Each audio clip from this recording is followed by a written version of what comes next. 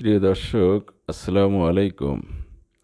আজ 28শে মে 2024 মঙ্গলবার সকালে হাঁটতে বেরিয়ে আমার আবাসিক এলাকা মুজগুন্নি আহ, আশেপাশের রাস্তাঘাটের যে চিত্র আমি দেখলাম সেটি আপনাদের সাথে শেয়ার করার জন্যই মূলত ক্যামেরা ধরছি। আপনারা যারা এই এলাকায় পরিচিত তারা জানেন যে দীর্ঘদিন ধরে প্রায় 2 দশক ধরে এই এলাকায় পানিবদ্ধতার একটা সমস্যা রয়েছে।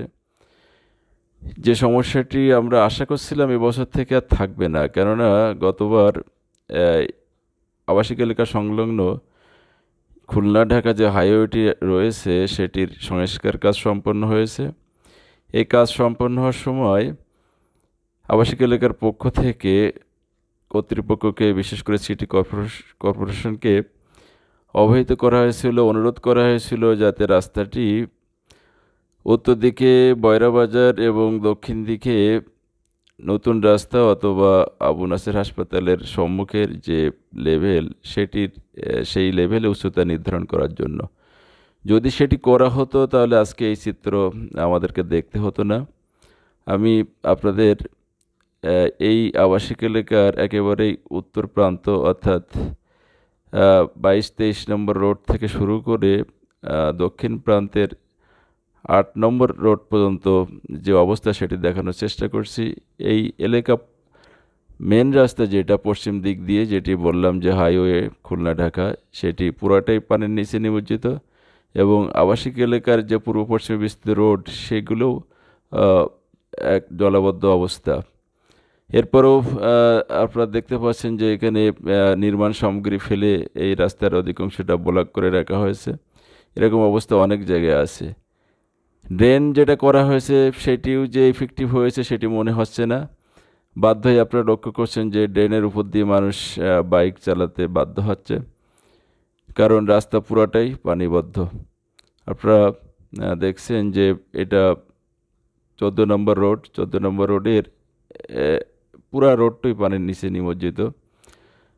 শুধু 14 নয়, এর আগে 15, 16, 17 এই রোডগুলো পানিতে নিমজ্জিত ছিল। তো এই অবস্থাটা আহ, আমাদের আবাসিক এলাকার যে বর্ষাকালে সাধারণত দেখা যায়।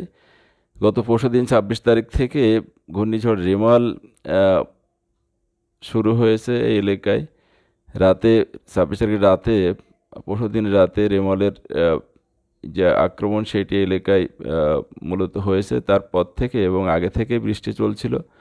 গতকাল কিন্তু দুপুরের পরে আর বৃষ্টি ছিল না, সেই অর্থে প্রায় 15-16 ঘন্টা বৃষ্টি থামার 15-16 ঘন্টা পরেও রাস্তার এই অবস্থা। আমি এখন যেখানে আছি সেটা police line school. Police line স্কুলের সামনের রাস্তা, সেখানেও দুই পাশে পানি নিমজ্জিত। 13 নম্বর রোডেও পুরাটাই পানিতে তলিয়ে আছে। এরপরে 12 নম্বর রোডের অবস্থা আরও ভয়াবহ। এই রোডের যে মসজিদটি, আমরা এখানেই নামাজ পড়ি এবং এই মসজিদের নিচতলাটি গত 2 দিন আমরা নামাজ পড়তে পারছি না, মুসল্লিরা সেখানে নামাজ আদায় করতে পারছে না। প্রায় 1 ফুটের মতো পানি নিচের ফ্লোরে আছে সেখানে। তো এছাড়াও এই যে এই রাস্তাগুলোর অর্থাৎ আবাসিকের যে পূর্ব পশ্চিম বিস্তৃত রাস্তাগুলোর পূর্ব দিকের রাস্তা, যেটা বয়রা গোয়ালখালী মেন রোড, সেটিও কিন্তু অনেক দিন থেকে পরিত্যক্ত। বৃষ্টি হলেই সেখানে হাঁটু পানি জমে থাকে। এই যে রোড 12 নম্বর রোডের এ মাথা থেকে ও মাথা পানির নিচে, এবং এই যে মসজিদটাও যে বায়তুল মামুর, এই মসজিদটাও পানির নিচতলা পানিতে নিমজ্জিত অবস্থায় আছে এখনও।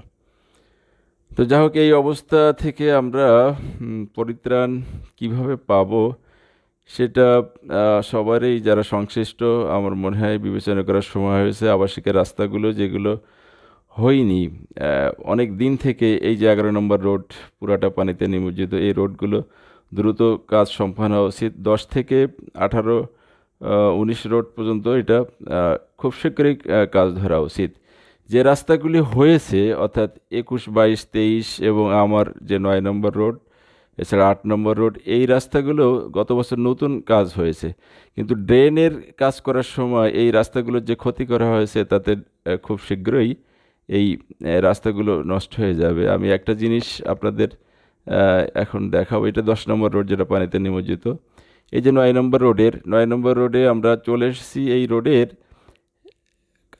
ড্রেনের কাজ করার জন্য যে অবস্থাটা হয়েছে যে বাইরের আউটার যে রোডটা ছিল সেটা পুরোটাই ধ্বংস করে দেওয়া হয়েছে এবং ভিতরে যে রাস্তার প্রান্তভাগ সেটি গাইডল অর্থাৎ রাস্তা ও ড্রেনের গাইডলটি ভেঙে ফেলে পরে আর সংস্কার সেটি ঠিক না করার কারণে বালি সরে যাচ্ছে এবং রাস্তার প্রান্তভাগ এই যে সেটি ভেঙে পড়তেছে। একই অবস্থা 8 নম্বর রোডের এবং 20, 21, 22, 23 আপনারা দেখছেন যে দুই পাশের গাইডল সেটি সম্পূর্ণ নষ্ট হয়ে গেছে এবং এটা ড্রেনের কন্ট্রাক্টর ঠিক করে দেওয়া উচিত ছিল, সেটি করেনি। তো বিষয়টা যারা দেখছেন ভিডিওটি কর্তৃপক্ষের নজরে আনবেন, শেয়ার করবেন, বিশেষ করে সিটি কর্পোরেশন কর্তৃপক্ষের, তাহলে মনে হয় একটা সমাধান আশা করা যায়। প্রিয় দর্শক, ধন্যবাদ সবাইকে।